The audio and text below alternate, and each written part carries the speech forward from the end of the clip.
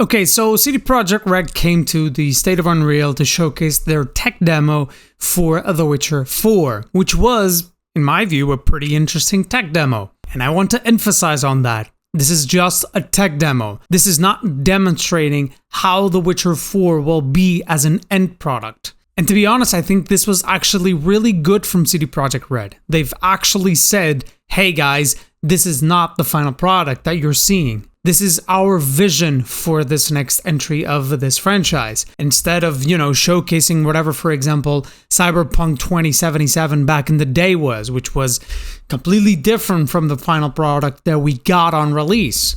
Okay, going from there, I think the two main things that these guys wanted to really showcase in this tech demo was definitely nanite foliage and the reaction of NPCs and the environment according to the character. The foliage one is rather interesting. Foliage nanite isn't a new thing in Unreal. It was introduced back in 5.3, but it had a ton of issues. One of the main ones was that the foliage could not move at all. Like, you could not even put any sort of wind, it would break. And the other one was performance. Now, it seems like they've changed quite a lot how they're dealing with nanite foliage here. And the two strategies that they're pulling out is the use of voxels as a sort of LOD sort of system, which is a rather interesting one. I'm not gonna lie. I think this is actually a really cool solution. And the other one is building these trees as a modular set. There is also this thing that they really wanted to showcase, which is like the reaction of the environments, which is something that is honestly so cool to see. This is amazing. This kind of reminds me of Assassin's Creed or something. And I feel like that's something that's really missing in video games is like environmental reaction, right? Especially in Unreal Engine video games. Like a lot of video games from Unreal Engine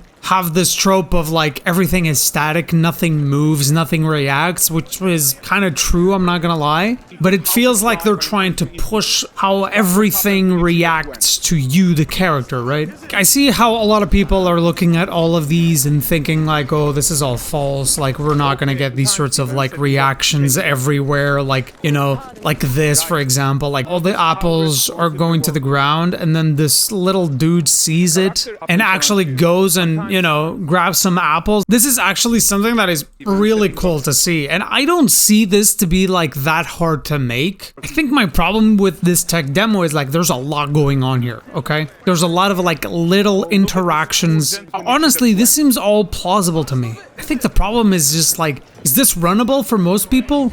Like, if this is running on a Series 50, I mean, sure, whatever. But can like low-end PCs actually run this? Because this is a lot. There's no shot. And to be honest, even when talking about NPCs, this isn't that many NPCs in a video game. This is not the first time we've seen so many of these NPCs. Games like Clair Obscure Expedition 33 actually use a ton of NPCs. I'm thinking mostly of the first level here. So to be honest with you, I don't see this to be that impossible. I really don't.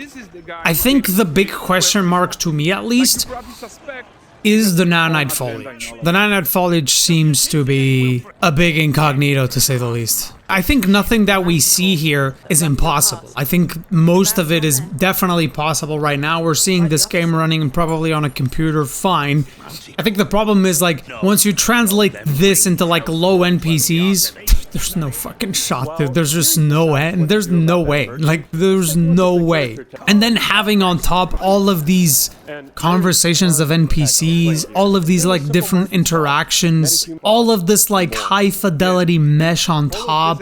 How big is this game going to be, man? I don't know. There's a lot of incognitos in this game right now. And sure, this tech demo is really interesting, but to be honest, it doesn't really showcase anything of the actual game of The Witcher 4. It's just a cool tech demo. That's it. Based on that, it's actually just hard to judge what we're seeing here because we just simply don't know how much they can actually pull off from this and put the gameplay on top, right? This image of them showcasing all of these characters, it's not really something new. Like I've mentioned, like Clair Obscure Expedition 33 has like a ton of characters in the first level. This is not something new, okay? Even a game like Final Fantasy XII that came out like, what, more than 20 years ago puts a lot of these games to shame, man. Look at all of this life in such a small little section, right? Final Fantasy VII Rebirth is actually a pretty good example. There's a ton of cities that have a lot of NPCs. And this is actually Unreal Engine 4. It's not even Unreal Engine 5. My guess is that, you know, there's probably going to be a big difference when it comes to fidelity and detail in a game like The Witcher 4 on all of these NPCs. I do have to say that I do love this little addition that they have here, where you have this mission of going to talk to this dude, right? And when Ciri gets close, it actually smoothly goes into the cinematic. That is really cool, and this is an actual tool that they've added now, which makes this transition from gameplay to cinematic much more smoothly, which is really, really cool. One thing is for sure, at least the biggest conclusion that I've got from this trailer, at least listening to the guys of Unreal, is that they're really trying to push for performance, which is something that is very much needed in Unreal Engine 5. People have been talking about the big issues of Unreal Engine 5 when it comes to performance, and they are real. Lighting is just extremely heavy in this goddamn engine. And I mean, it looks beautiful, but man, like, if you can't run it, what's the point, right? A little personal opinion of mine, I feel like this game looks a little bit too much like The Witcher 3, in my view. And nothing wrong with that, right? That's the thing that they're going for, and that's fine. But personally, I was expecting something a little bit different, something else. But even the first trailer for The Witcher 4, the cinematic trailer, looked awesome, but it just felt like The Witcher 3, you know what I mean? I feel like we just need something slightly different from the new entry of The Witcher, because it's a different main character. And right now, I'm not really seeing it. You know what I mean? Like, I feel like if we're having a new character, it's a new story, it's a different perspective. But why does this still feel like The Witcher 3? You know what I mean? I mean, they've recaptured that vibe of The Witcher 3 perfectly, though. Like, I'm not gonna lie. They did a beautiful fucking job. But I don't know. I feel like the game needs something to make it feel, you know, not a Geralt of Rivia game, you know what I mean? It needs to feel like a Ciri sort of game, you know what I mean? But yeah, that's my overall view on this tech demo. There's not really any conclusion that we can take from this tech demo, and just appreciate the technology that Unreal Engine is using. I mean, there's a reason why this demo is being showcased in the State of Unreal Engine. It's not being showcased in, you know, Summer Games Fest or, you know, whatever, E3. You're not supposed to look at this and think, oh, this is what we are going to get for The Witcher 4? No, it's not. This is their vision for The Witcher 4, but most likely we're not going to get fully what these guys are aiming here. Just appreciate it for what it is, okay? It looks amazing. The technology that they're developing here for foliage is actually really, really interesting.